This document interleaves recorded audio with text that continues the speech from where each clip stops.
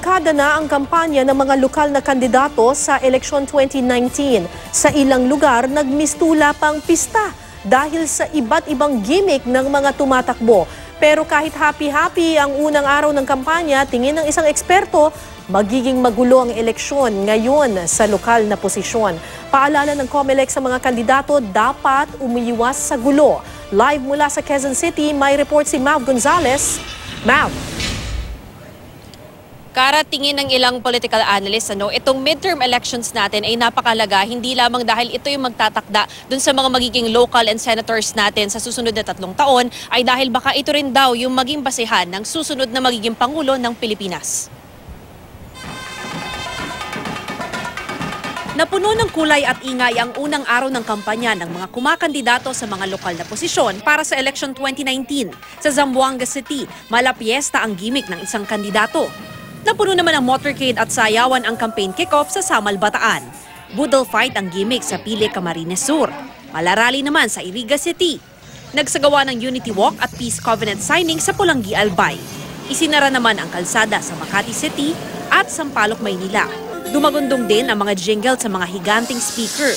Pero may ilan ding nakitang lumalabag sa mga panuntunan ng COMELEC. Sa Iligan City, pinagbabaklas ang mga campaign material na nasa ipinagbabawal na lugar, pati ang ilang di sumusunod sa tamang sukat sa Bohol at Calapan City, Oriental Mindoro. Ang patakaran sa lugar, doon lang sa common poster area, o kaya sa isang pribadong struktura hanggat may pahintulot ng may-ari ng pribadong property. No?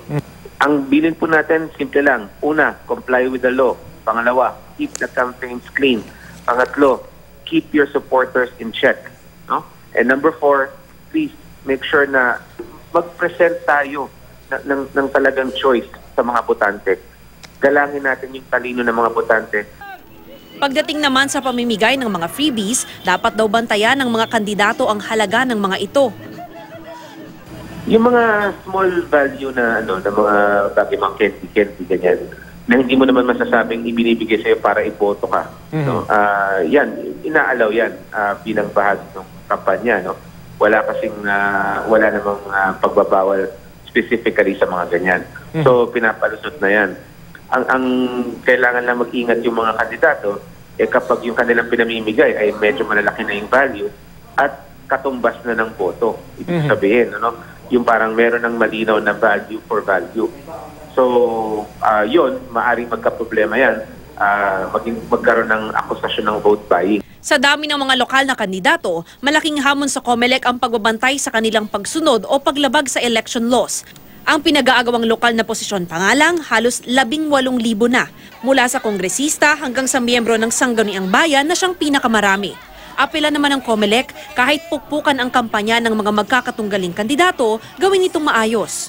Nangangamba din kami na baka pag may dalawang magkatunggaling grupo na medyo nagkadikit sa isang area na nangangampanya, baka magkagulo. No? Kaya nananawagan kami sa mga kampanya na rendahan nila yung mga supporter nila para maiwasan natin yung ganyang klaseng kaguluhan. Pero tingin ng isang political scientist, asahan na raw na magiging magulo ang midterm elections lalo na sa lokal na posisyon. Based on the number of areas considered as hot spots, di ba parang ang dami? So parang nakikita ngayon ng COMELEC that it will be a bloody and not peaceful election. At the local level, doon magkakaroon ng maraming pag-aaway kasi yung mga nasa posisyon who wanted to stay in the position ay gagawa ng paraan. Matindi rin ang pukpukan maging sa national possession. Sa ngayon, halos puro kaalyadong inendorso ni Pangulong Duterte ang mga kandidatong pasok sa Magic 12 ng senatorial balls. Kung magkataon, makukuha na ng administrasyon ang supermajority sa Senado. Maganda at isusulong ng legislative lahat ng priority bills ng executive. Pero on the other hand, baka magkaroon tayo ng problema kasi wala nang mag-check whether the priority bills are really good for the country. Sa nakaraang 3 taon, ang Senado ang humarang sa ilang batas na gustong isulong ni Pangulong Duterte, gaya ng pagbabalik ng death penalty, pagbaba ng edad ng criminal responsibility at pagbabago ng saligang batas. Ayon kay GMA resident analyst Richard Heydarian, ang midterm elections ang karaniwang nagiging referendum o gauge kumbaga ng unang 3 taon ng presidente. Itong election ay even mas mahalaga dun sa 2016 elections. Dahil ang question dito is, magkakaroon ba si Pangulong Duterte ng sapat na political capital and also support dun sa legislative, no? Para i-push yung kanyang agenda for the long term, no? Mas resounding pa yung momentum at saka yung pag-rise sa rankings ng mga key allies ni Pangulong Duterte, including people na walang political background at all, General Bato de Rosa and Bongo. So, yun ay nag-reflect dun sa strength and political capital ni Pangulong Duterte. Tingin ni Heydarian, posible pang manalo ang mas maraming opposition candidates kung tataas ang kanilang awareness level. Pag actually umakyat yung awareness ng ibang opposition bets, it's possible na preference nila ay umakyat din. So may room for improvement kumbaga. Habang yung ibang aliado ni Pangulong Duterte, almost 100% na yung kanilang levels of awareness. So mas mahirap palitan yung preference level. Pero bukod sa mga mananalong senador, maaaring maging batayan din daw ang midterm elections kung sino ang pipiliin ni Pangulong Duterte bilang successor sa 2022 presidential elections. Iba't iba ang dahilan at motibo ng mga kumakandidato ngayong eleksyon, pero ang dapat daw tandaan ng mga botante, sana merong huwisyo sa pagboto. Hindi tayo boboto dahil matunog yung pangalan na yun o tingnan natin ano yung kanyang mga plano, ano yung kanyang mga kwalifikasyon. Kasi yung pagboto ay isang sagradong pag-exercise ng ating karapatan at kung ano yung mangyayari doon, nakatahi yung ating kinabukasan. Kara, sabi nga ni Dean Mendoza, talagang dapat educated at honest yung mga iboboto ng ating mga botante pagdating ng May 2019. Pero yung COMELEC naman hanggang pagpapaalala lang din ang kaya nilang gawin dito sa ating mga kandidato. Kaya the burden pa rin daw falls on the voters kung sino talaga yung pipiliin nilang mga magiging opisyal sa susunod na 3 taon. Kara? Okay, Mav, yes, we all want that, na sana yung mga botante ay gumawa ng informed choice, yung talagang may informed choice yung lahat ng mga boboto. Ang problema, nakikita naman natin sa estilo ng pangangampanya ng mga kandidato ay tila ba balik doon sa tradisyonal na very personalistic, maraming mga gimmick, wala masyadong plataforma.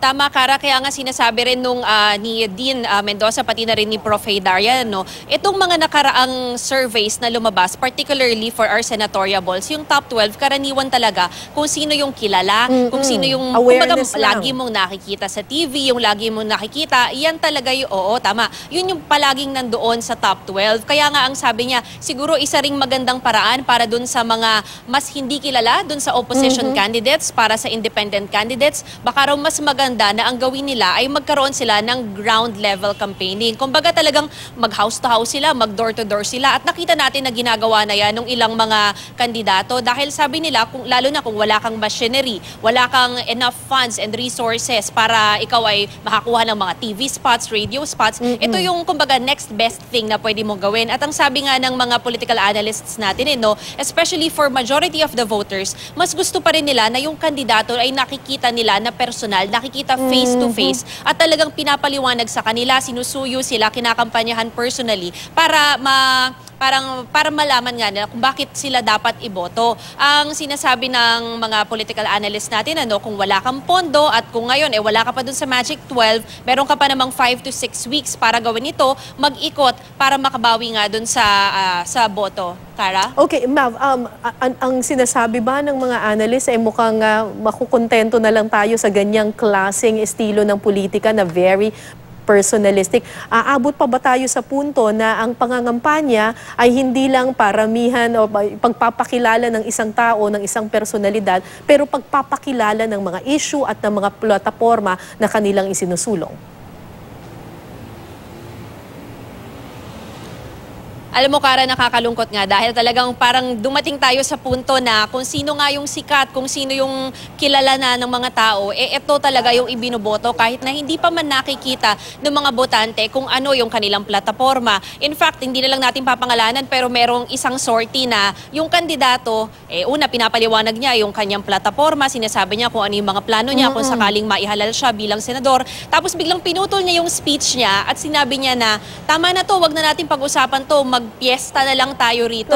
At talaga namang nakita natin na yung mga tao nag-cheer pa dun sa ginawa na yun ng kandidato. Kaya nga, ang sabi rin naman ng ating mga political analyst, siguro ang mas importante talaga ay yung voter education para malaman din, particularly yung mga kababayan natin na nandun sa lower classes siguro, na hindi alam kung paano tumatakbo ang electorate, kung paano tumatakbo ang proseso ng eleksyon. Mas mainam na turuan sila kung paano ba dapat mamili ng mga kandidato. Kaya nga importante rin yung mga ginagawang information dissemination campaigns ng COMELEC, yung kanilang pag-educate dun sa mga botante na more than kung gaano kasikat o kung gaano ka tagal nang nasa serbisyo itong mga kandidato na tumatakbo dun sa iba't ibang posisyon, ay importante na makita natin yung track record, unang-una sa lahat. At yung pangalawa, yung integridad at kung ano yung mga plano na pwede niyang gawin para sa ating bayan, Kara.